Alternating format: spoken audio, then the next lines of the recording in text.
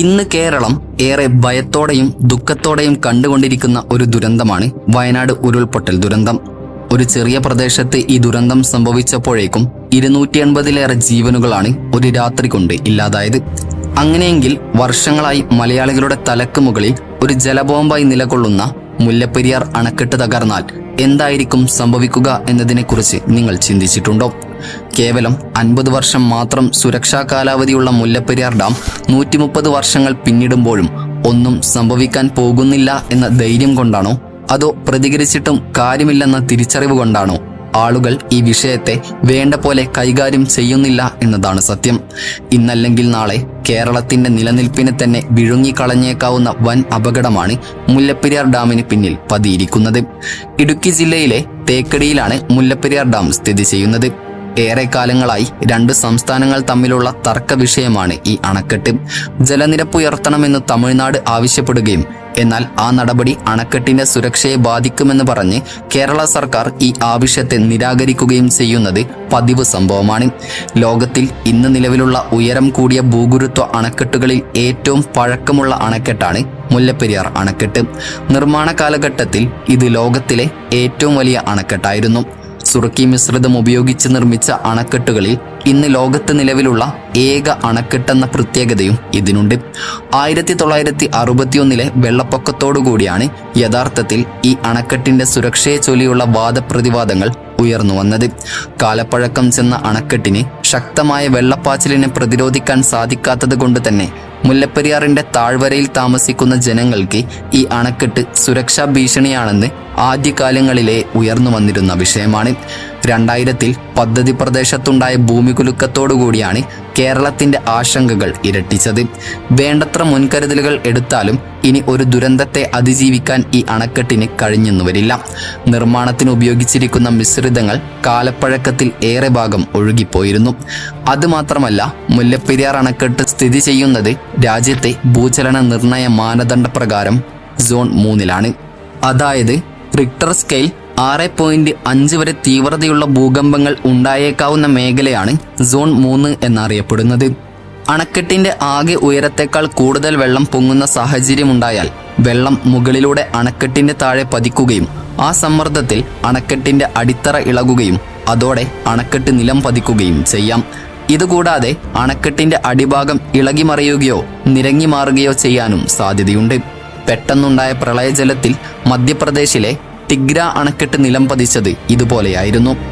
മുല്ലപ്പെരിയാർ അണക്കെട്ട് ഏതെങ്കിലും കാരണവശാൽ തകർന്നാൽ 4 പാടും വെള്ളവും ചെളിയും മണ്ണും കുത്തിയൊഴുകി തൊട്ടടുത്ത ഗ്രാമങ്ങളെല്ലാം മണ്ണിനടിയിലാകും. മുല്ലപ്പെരിയാറിന് താഴെയുള്ള വെള്ളക്കടവ്, വണ്ടിപ്പെരിയാർ, കീരിക്കര, മ്ലാമല, ചപ്പാത്ത്, ഉപ്പുതറ, അയ്യപ്പൻകോവിൽ, ഇരട്ടയാർ തുടങ്ങിയ പ്രദേശങ്ങളിൽ നിമിഷങ്ങൾക്കകം വെള്ളപ്പൊക്കമുണ്ടാകും. ലോകത്തെ ഞെട്ടിക്കുന്ന മറ്റൊരു ദുരന്തമായിരിക്കും ഇടുക്കി അണക്കെട്ടിലുണ്ടാവുക.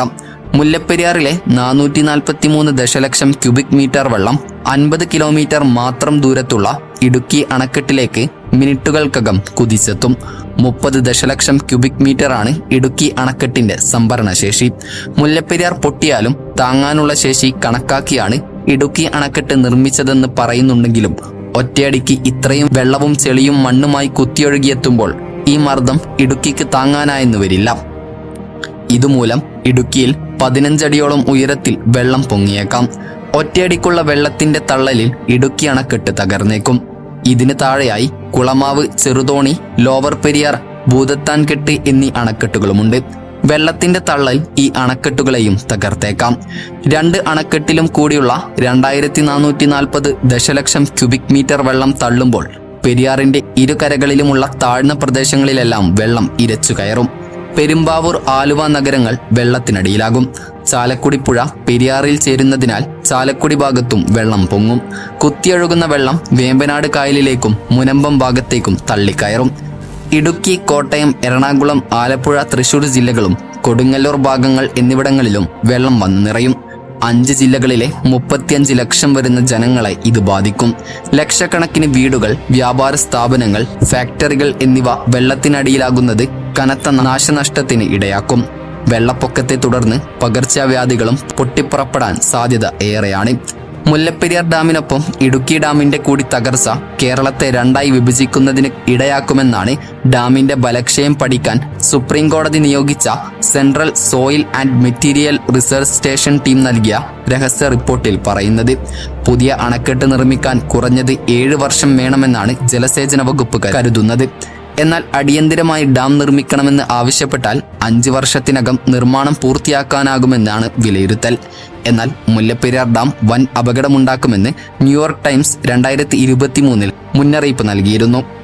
മുല്ലപ്പെരിയാർ അണക്കെട്ട് ഭൂകമ്പ ബാധിത പ്രദേശത്താണ് സ്ഥിതി ചെയ്യുന്നതെന്ന് ന്യൂയോർക്ക് ടൈംസിൽ പ്രസിദ്ധീകരിച്ച ലേഖനത്തിൽ ചൂണ്ടിക്കാണിക്കുന്നു. അപകടമുണ്ടായി അണക്കെട്ട് തകർന്നാൽ താഴ്വാരത്ത് താമസിക്കുന്ന ഏകദേശം 35 ലക്ഷം ആളുകളെ ഒഴുക്കിക്കൊണ്ടു പോകുമെന്ന മുന്നറിയിപ്പും അവർ നൽകുന്നുണ്ട്. അടുത്തിടെ ലിബിയയിൽ പഴക്കം ചെന്ന 2 ഡാമുകൾ തകർന്ന് വലിയ തോതിൽ ആളപായമുണ്ടായ പശ്ചാത്തലത്തിലാണ് ന്യൂയോർക്ക് ടൈംസ് ഇന്ത്യക്ക് മുന്നറിയിപ്പ് നൽകിയത്. അവിടെ 3000 ആളുകളാണ് മരണപ്പെട്ടതെങ്കിൽ മുല്ലപ്പെരിയാർ തകർന്നാൽ 35 ലക്ഷം പേരെ അത് ബാധിക്കുമെന്നും ലേഖനത്തിൽ പറയുന്നു. ലോകമെമ്പാടും അണക്കെട്ട് നിർമ്മാണം ദ്രുതഗതിയിൽ നടന്ന 1970കളിൽ നിർമ്മിച്ച 2 ഡാമുകളാണ് ലിബിയയിൽ തകർന്നത്. എന്നാൽ ആധുനിക ഡാം നിർമ്മാണ സങ്കേതങ്ങൾ നിലവിൽ വരുന്നതിന് മുൻപ് 1895ലാണ് മുല്ലപ്പെരിയാർ അണക്കെട്ട് നിർമ്മിച്ചത്. അതുകൊണ്ട് തന്നെ ഏറ്റവും കൂടുതൽ അപകട സാധ്യത മുല്ലപ്പെരിയാറിനാണത്രേ. UN നടത്തിയ പഠനവും മുമ്പ് ഈ മുന്നറിയിപ്പ് നൽകിയിട്ടുണ്ട്. ലിബിയയിലേത് തടയാൻ കഴിയുന്ന ദുരന്തമായിരുന്നു എന്നാണ് റിപ്പോർട്ടിൽ പറയുന്നത്. അവിടെ 1 വർഷം മുൻപ് തന്നെ മുന്നറിയിപ്പ് നൽകിയെങ്കിലും നടപടിയൊന്നും ഉണ്ടായിരുന്നില്ല. ലോകത്ത് നിരവധി അണക്കെട്ടുകൾ കാലാവസ്ഥാ വ്യതിയാനത്തിൽ വലിയ അപകടം നേരിടുന്നുണ്ട്. അവയിൽ ഏറെയും ഇന്ത്യയിലും ചൈനയിലുമാണ്. അതിൽ തന്നെ ഏറ്റവും അപകടകരമായ സ്ഥിതിയുള്ളതാണ് മുല്ലപ്പെരിയാർ അണക്കെട്ട്. ഈ അണക്കെട്ട് എപ്പോൾ വേണമെങ്കിലും അപകടത്തിൽപ്പെടാമെന്നും ആർട്ടിക്കിളിൽ പറയുന്നുണ്ട്.